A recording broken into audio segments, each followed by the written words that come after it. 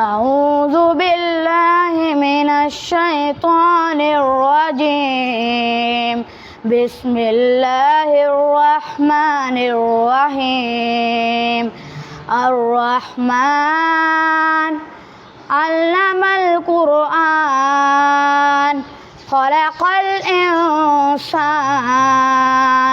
علمه البيان الشمس والقمر بحسبان والنجم والشجر يسجدان.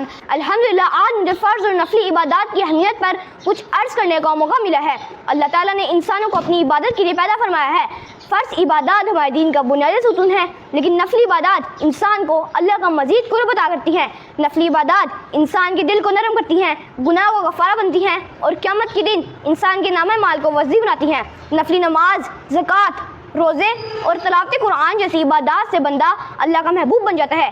اللہ تعالیٰ قرآن پاک میں فرماتے ہیں وَمَا تُقَدِّمُوا لِأَنفُسِكُم مِّن خَيْرٍ تَجِدُوهُ عِندَ اللَّهِ، اور جو بھلائی تم اپنے لیے آگے بھیجو گے اسے اللہ کے ہاں پاؤ گے. إِنَّ رَحْمَتَ اللَّهِ قَرِيبٌ مِّنَ الْمُحْسِنِينَ، یقیناً اللہ تعالیٰ کی رحمت نیکی کرنے والوں کے قریب ہے. فرض کے بعد جو نفل کا اہتمام کرے رب کی رحمت سے وہ بندہ ہم کلام کرے. اللہ تعالیٰ ہمیں فرض عبادات کے ساتھ ساتھ نفلی عبادات کرنے کی بھی توفیق عطا فرمائے، آمین. عید الاضحیٰ ہمیں احسان، ہمدردی اور سچائی سکھاتی ہے. ہم گوشت غریبوں اور ضرورت مندوں میں بانٹتے ہیں، جو کہ اسلامی بھائی چارے کی ایک بہترین مثال ہے. عید الاضحیٰ ہمیں صبر، شکر اور اللہ تعالیٰ پر بھروسہ کرنے کا سبق دیتی ہے. قربانی صرف جانور ذبح کرنے کا نام نہیں، بلکہ اپنی خواہشات کو اللہ تعالیٰ کے لیے قربان کرنے کا جذبہ بھی ہے. ہمیں چاہیے کہ عید کی خوشیوں میں یتیموں اور غریبوں کو بھی شامل کرے. اللہ تعالیٰ ہمیں عید الاضحیٰ کا اصل مقصد سمجھنے اور اس پر عمل کرنے کی توفیق عطا فرمائے. عید الاضحیٰ مسلمانوں کا اہم اور مقدس تہوار ہے. یہ ہر سال ذو الحجہ کی 10 تاریخ کو منایا جاتا ہے.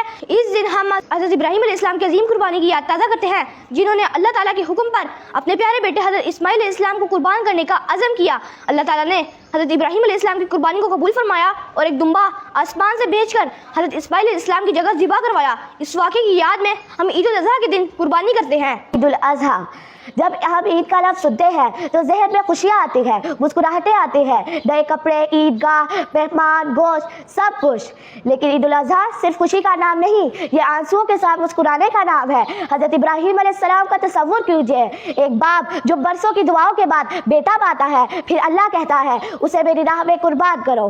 کیا ہم سوچ سکتے ہیں ایسا کیسا دل ہوگا، کیسی آنکھیں ہوگی جو بیٹے کو دیکھ رہی ہوگی اور ہاتھ میں چھری ہوگی. لیکن ابراہیم علیہ السلام نے ایک لمحے کو بھی نہ روکا. خدا کا حکم تھا، ابراہیم نے سر جھکا دیا.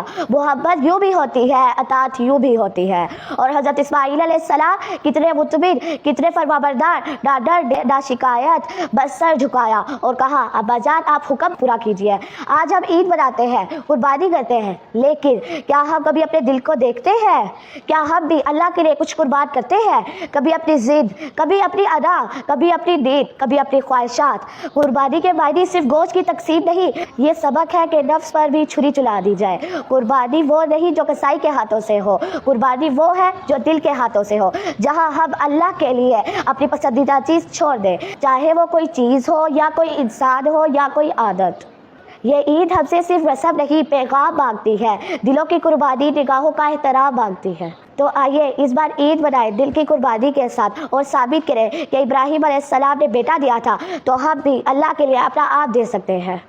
اللہ ہم سب کی قربانیاں قبول فرمائے اور ہمیں ابراہیم و اسماعیل علیہ السلام جیسا ایمان عطا فرمائے. میں young scholar school Al Irfan Islamic centre کی اسٹوڈنٹ ہوں. میرا آج کا موضوع ہے یوم تکبیر. وہ لوگ جنہوں نے خون دے کر اس چمن کو زینت بخشی ہے. 2004 سے دنیا واقف ہے، گمنام نہ جانے کتنے ہیں. 1998 سے پہلے مئی کا مہینہ ایک عام سا مہینہ تھا، لیکن 28 تاریخ ایک عام سی تاریخ تھی.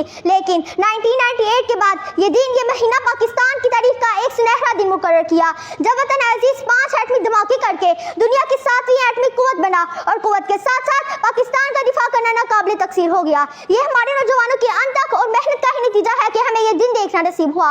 الہی نوجوانوں کے بارے میں کیا شعر عرض کرتا ہے: نگاہیں مرد مومن سے بدل جاتی ہے تقریریں، نگاہیں مرد مومن سے بدل جاتی ہے تقریریں، جو ہو की पैदा तो कट जाती है जंजीरें।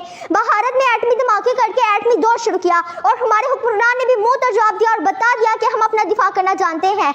है जुर्म अगर वतन की मिट्टी से मोहब्बत, ये हुर्मत सदा मेरे हिसाबों में रहेगा। योम तकबीर जिंदाबाद, पाकिस्तान पाइंदाबाद।